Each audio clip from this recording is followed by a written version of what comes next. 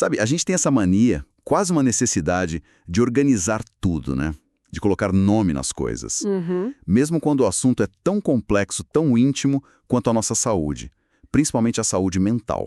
Exatamente. É aí que entra a Classificação Internacional de Doenças, a famosa CID.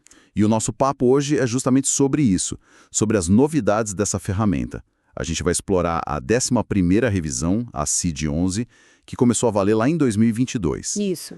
E tentar entender o que ela muda, né, na forma como a gente encara os transtornos mentais, os comportamentais, do neurodesenvolvimento. Perfeito. E a nossa base para essa conversa é um capítulo acadêmico bem interessante que analisa justamente essas transformações. Exato. E a CID, bom, como a própria Organização Mundial da Saúde define, é basicamente uma ferramenta para registrar, relatar e agrupar condições e fatores que influenciam a saúde. Uma ferramenta. Ou seja, tipo a linguagem comum da saúde no mundo todo. A ideia é que hoje a gente entender não só o que é a CID, por que ela é importante tanto, mas como ela evoluiu, né? Certo. E principalmente quais são as mudanças-chave que a CID-11 trouxe para a área da saúde mental, comparando com a versão anterior, a CID-10. Entendi. Então tá, é a ferramenta oficial da OMS, usada no mundo todo, mas assim, na prática, por que ter essa lista padronizada faz tanta diferença? No dia a dia da saúde, da pesquisa, da gestão mesmo. Olha, o impacto é enorme e em várias frentes, viu? Primeiro, essa padronização permite comparar dados de saúde de um jeito confiável. Comparar dados. Sim, imagina poder comparar, sei lá, a incidência de depressão em diferentes cidades, estados ou até países e ver como isso muda com o tempo. Nossa, sem um código comum seria uma confusão, né? Total, seria um caos. Isso é fundamental para a gente entender onde estão os maiores problemas de saúde, o que a gente chama de epidemiologia. Faz sentido. Segundo ponto, essa informação alimenta diretamente a gestão dos serviços de saúde. Saber quais condições são mais prevalentes ajuda a decidir onde investir, que tipo de serviço priorizar, como treinar os profissionais. Planejamento, né? Exato. E terceiro, para a ciência, ter essa linguagem unificada é crucial. Pesquisadores no mundo todo podem usar os mesmos critérios. Isso torna os estudos comparáveis, acelera o avanço do conhecimento. Entendi. E a estrutura dela é hierárquica. Pensa numa grande árvore, sabe? Com galhos, folhas. Ah, tá. Cada doença ou condição tem seu lugarzinho ali, seu código específico. E para quem trabalha na área psicologia, psiquiatria, neurociências, o capítulo sobre transtornos mentais é, claro, super importante. Sim. A padronização aqui tenta diminuir um pouco a subjetividade no diagnóstico. Embora, vamos combinar, classificar a mente humana é sempre um desafio enorme. Com certeza. E faz todo sentido essa necessidade de um padrão. Mas essa classificação não surgiu assim do nada, imagino eu. Como foi essa evolução? E por que ela precisa ser atualizada de tempos em tempos? Ótima pergunta. A história é longa, viu? Começa lá no século XV, na Itália. Século XV? Nossa! Pois é, com médicos tentando registrar as causas de morte para entender e combater as epidemias da época. Era uma questão de saúde pública mesmo, de sobrevivência coletiva. Uau! Bem mais tarde, lá por 1853, teve um Congresso Internacional de Estatística em Bruxelas. E aí reconheceram oficialmente a importância de classificar as causas de morte de um jeito único, padronizado. Ah, começou com causas de morte, então. Exatamente. Adotaram inicialmente um sistema proposto por um cara chamado William Farr, que olhava mais a localização anatômica da doença, mas o foco era só em causas de óbito. Só quem morria. Isso. A grande virada veio bem depois, em 1948, na 6ª revisão da CID. Aí sim começaram a incluir também a morbidade. Morbidade. As doenças das pessoas vivas. Exatamente. As doenças e condições de saúde das pessoas vivas, não só do que elas morriam. Isso mudou tudo. Imagino. E a versão que muitos profissionais usaram por décadas, foi a CID-10, que é de 1989. Foi ela que criou um capítulo específico para os transtornos mentais e comportamentais. O capítulo F, né? que muita gente conhece. Esse mesmo, o capítulo V, com os códigos começando em F. A ideia era dar diretrizes mais claras, tentar diminuir a divergência entre diagnósticos. Um estudo dos Sartorius e colegas lá em 93 já apontava essa necessidade. Entendi. Mas, a ciência avança, a sociedade muda. O que a gente entendia sobre saúde mental em 1989 já não reflete totalmente o conhecimento de hoje. Por isso veio a necessidade da CID-11. E aí chegamos nela, na CID-11, implementada em 2022. O foco da nossa análise, como a gente falou, é o novo capítulo 6, transtornos mentais, comportamentais ou do neurodesenvolvimento. Qual é a filosofia por trás dessa nova organização? É só uma troca de lugar dos transtornos ou tem algo mais profundo? Tem bem mais coisa envolvida. A CID-11 inteira tem 26 capítulos. O capítulo 6, ele herda muito do antigo capítulo V, o F, da CID-10, mas não é uma simples cópia, não. Não é só um copia e cola com um número novo. Despertar. Sim. Ganharam um capítulo próprio, o 7. E as condições relacionadas à saúde sexual, que incluíam disfunção sexual e também a incongruência de gênero, foram lá para o capítulo 17. Isso já mostra uma mudança de perspectiva, né? Com certeza. Reflete um entendimento diferente sobre onde essas condições se encaixam melhor conceitualmente. A codificação também mudou, usa uma estrutura alfanumérica mais flexível, mas os detalhes técnicos disso são menos importantes do que a lógica por trás. Certo. E qual a lógica? Bom, o ponto central é que qualquer sistema de classificação de saúde mental sempre vai enfrentar desafios, né? A crítica sobre como as definições são feitas, a influência da cultura no que é considerado transtorno. Sim, o que é normal, né? Varia muito. O próprio Sartorius já falava disso em 2010. Entendi. É complexo. Muito. Mas, apesar das críticas e das dificuldades, a CID continua sendo indispensável. Ela serve para o clínico no dia a dia, para o gestor de saúde pública no planejamento, para o pesquisador na busca por conhecimento. Tá. E o esforço da CID-11 foi justamente tentar aprimorar essa utilidade, sabe? Baseando-se nas evidências científicas mais recentes.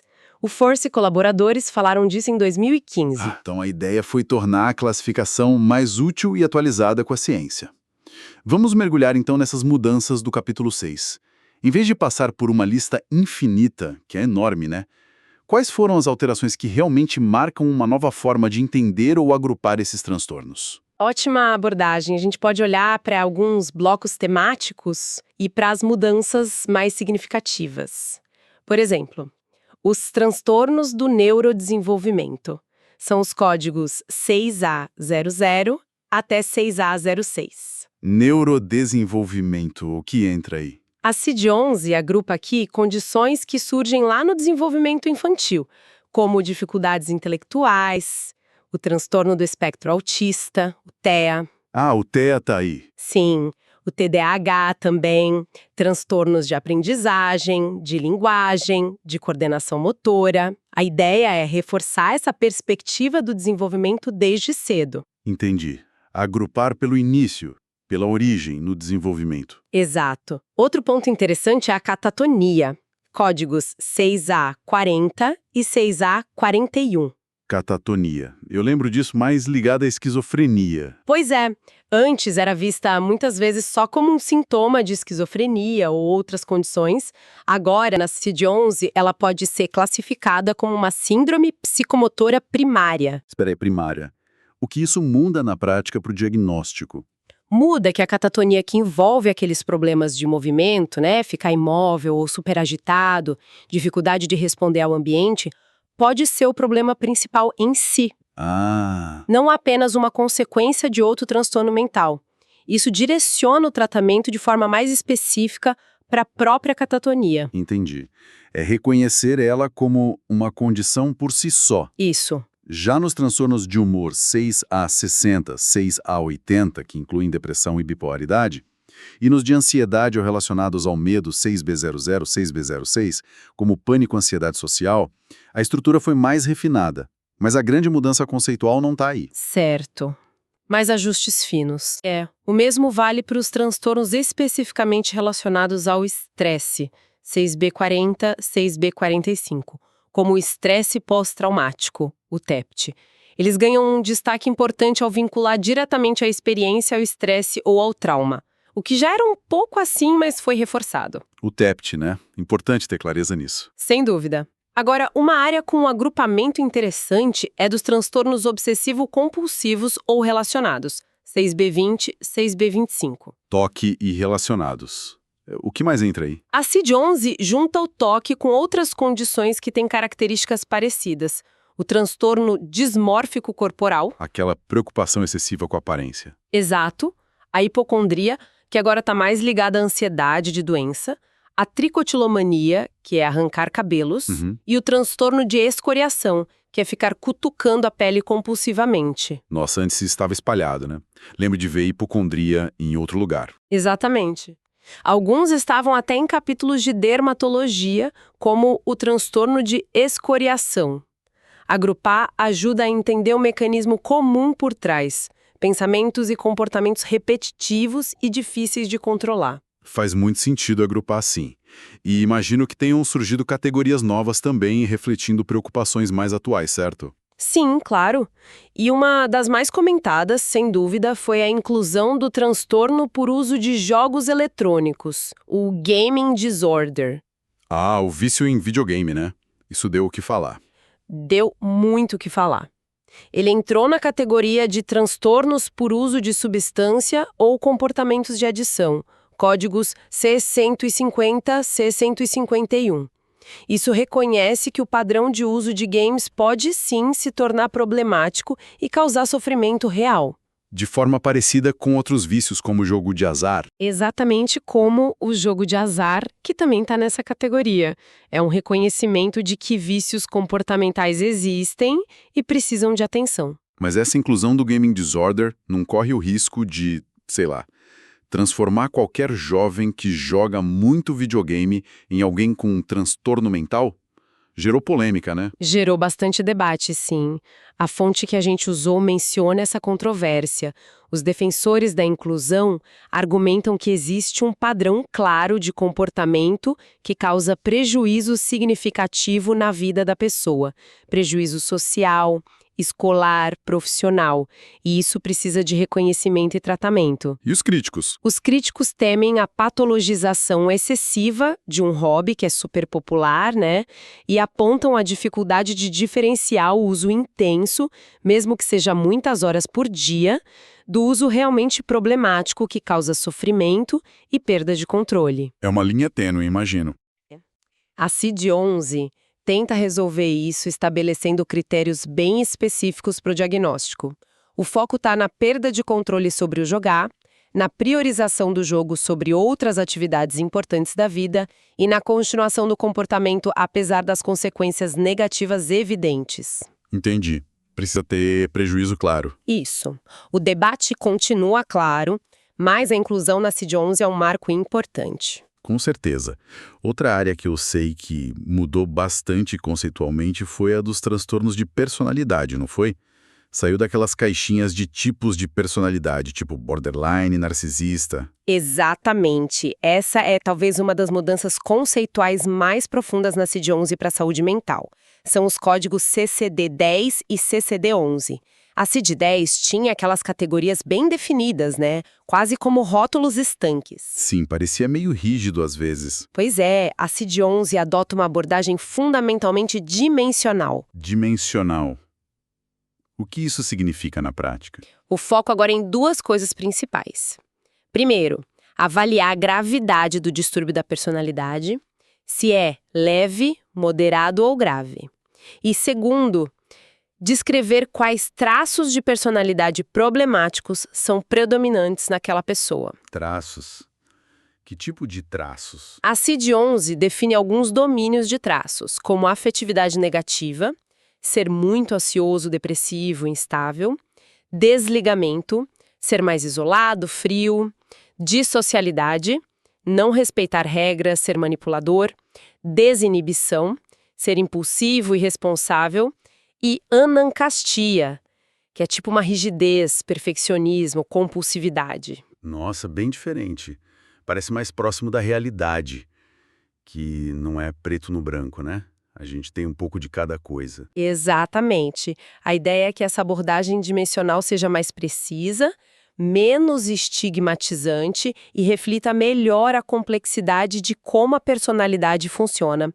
Vários autores, como Bastian First, em 2018, e Oliveira e colegas, em 2019, discutem isso. Mas isso não torna o diagnóstico mais subjetivo ou talvez mais complicado para os clínicos aplicarem no dia a dia, num posto de saúde, por exemplo? É a grande questão, esse é o desafio. Por um lado, é mais preciso. Por outro, pode exigir uma avaliação mais detalhada, mais tempo e talvez seja mais complexo de aplicar de forma rápida e consistente, especialmente em serviços com alta demanda. Exige adaptação, né? Treinamento. Com certeza, é uma mudança que vai exigir adaptação e treinamento dos profissionais de saúde mental. E teve também a questão da incongruência de gênero, que você mencionou de passagem. Saiu totalmente do capítulo de transtornos mentais, certo? Uma mudança enorme. Uma mudança histórica e muito, muito significativa. A incongruência de gênero, que é quando a pessoa sente que o gênero que atribuíram para ela no nascimento não corresponde à identidade de gênero dela. Sim. Foi movida lá para o capítulo 17, sobre condições relacionadas à saúde sexual. E por quê? Qual o impacto disso? Isso atende a uma reivindicação muito antiga de ativistas, comunidades LGBTQIA+, e também de muitos especialistas na área. A fonte cita Stein e colegas de 2020. O objetivo é reconhecer que a identidade de gênero de uma pessoa não é, em si, um transtorno mental. Despatologizada. Exatamente. Tirar o carimbo de doença. Exatamente. O objetivo é reduzir o estigma e, ao mesmo tempo, garantir que as pessoas trans e de gênero diverso tenham acesso aos cuidados de saúde que elas precisam para afirmação de gênero, mas sem a etiqueta de doença mental. Muito importante. Demais. E, para finalizar essas grandes tendências do capítulo 6, a CID-11 também reforça a integração entre saúde mental e física. Como assim? Ela cria categorias novas para descrever como fatores psicológicos ou comportamentais podem afetar outras doenças, código 6E40, ou como outras condições médicas, tipo doenças neurológicas ou endócrinas, podem causar síndromes mentais secundárias, códigos 6E60 a 6E69. Ah, reconhecendo que mente e corpo estão totalmente ligados. Isso é um passo importante para uma visão mais integral da saúde. Ufa, são muitas mudanças mesmo e bem importantes, com implicações reais para o cuidado, para a pesquisa, para tudo. O objetivo final, como você disse, era melhorar a utilidade clínica, a aplicação no mundo real. Já tem sinais de que isso está sendo alcançado? E como a CID-11 se compara com outros sistemas, tipo o DSM americano? Olha, houve um esforço grande da equipe da CID-11 e também da equipe que revisou o DSM-5 americano para tentar harmonizar as duas classificações. Harmonizar, para elas ficarem mais parecidas. Exato. A ideia era ter uma linguagem mais unificada globalmente, o que facilitaria muito a pesquisa e a comunicação entre profissionais de diferentes países. A fonte cita First e colaboradores de novo em 2021. E conseguiram. Em parte. Embora diferenças importantes ainda existam, houve avanços nessa aproximação. O foco principal do grupo da CID-11 para transtornos mentais foi mesmo a tal da utilidade clínica, como um pesquisador chamado Reed já defendia desde 2010. E funcionou. Os clínicos acharam útil? Parece que sim. Os estudos preliminares são animadores. Pesquisas de campo feitas pela própria OMS sugeriram que as mudanças propostas são vistas como úteis pelos clínicos na prática. O Reed publicou sobre isso em 2018. Que bom. E alguns estudos, como o de Geibel e colegas em 2020, até indicam que a CID-11 pode levar a diagnósticos mais precisos, mais acurados do que a CID-10 em certos casos. Ah, interessante. Ou seja, parece haver um bom suporte científico para as modificações, sabe? Em termos de validade, de confiabilidade, de acurácia. Mas sempre tem um mais, né? Sempre. Claro, é fundamental ter os pés no chão. Nenhum sistema de classificação é perfeito ou final, acabado. A ciência está sempre evoluindo e a nossa compreensão da mente humana também. E a cultura muda? E a forma como a sociedade e a cultura veem o sofrimento mental muda com o tempo, com certeza. A CID-11 é um retrato do conhecimento atual, resultado de um esforço enorme de cientistas e clínicos do mundo todo. Sim. Mas certamente não é a última palavra. O trabalho de aprimoramento é contínuo, tem que ser. Resumindo então o nosso papo, a CID-11 é um passo bem importante, baseado em ciência, para atualizar a forma como a gente classifica a saúde mental no mundo. O foco foi melhorar a aplicação prática para os clínicos e a padronização para a saúde pública e para a pesquisa. Mas sempre lembrando que é um campo super dinâmico e em constante aprendizado, não é uma coisa fixa. Exato. E isso nos leva, talvez, a uma reflexão final, um pouco provocativa, quem sabe. Manda. Diante de toda essa complexidade que é a mente humana, né? E sabendo o quanto a cultura influencia o que a gente considera normal ou patológico, Sim. até que ponto um sistema global padronizado como a CID consegue realmente abraçar a experiência única de cada indivíduo que sofre? Boa pergunta. Como que a gente equilibra essa necessidade de ter categorias claras que são essenciais para a saúde pública, para a pesquisa, para o planejamento, com respeito pela singularidade, pela diversidade da experiência humana? É a tensão entre o padrão e o individual. Exatamente. Talvez esse seja o grande desafio contínuo para as futuras revisões da CID. Como navegar essa tensão da melhor forma possível?